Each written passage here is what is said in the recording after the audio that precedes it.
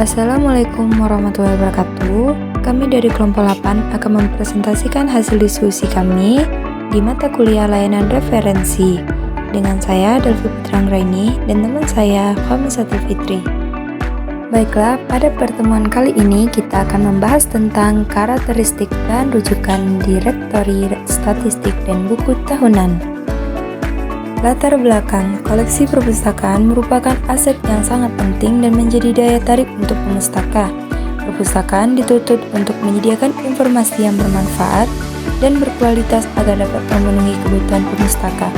Sehingga koleksi perpustakaan dapat digunakan secara efektif dan efisien, terutama koleksi perpustakaan yang bersifat koleksi bahan rujukan yang dapat membantu pemustaka melakukan informasi dalam menyelesaikan tugas-tugas mereka.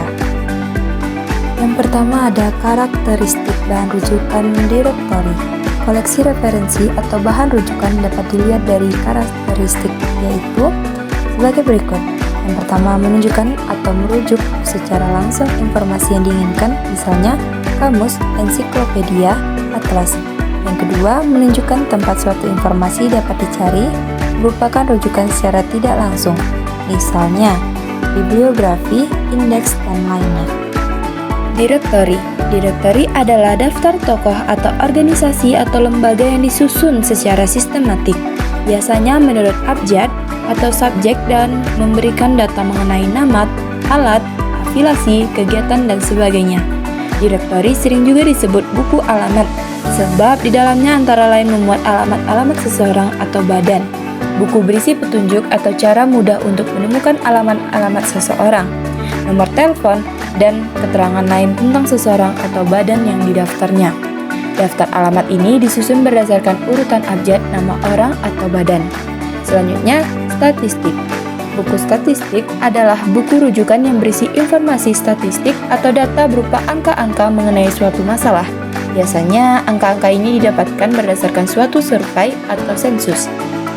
Namun, ada juga data statistik yang didaftarkan dalam suatu buku rujukan berupa statistik yang hanya diambil atau dikumpulkan dari kegiatan suatu atau beberapa lembaga atau badan dalam kurun waktu tertentu. Buku tahunan merupakan buku rujukan yang memuat informasi mengenai catatan, kejadian, atau perkembangan suatu masalah atau subjek dalam satu tahun terakhir. Jadi, buku tahunan 1992 memuat informasi tahun 1991.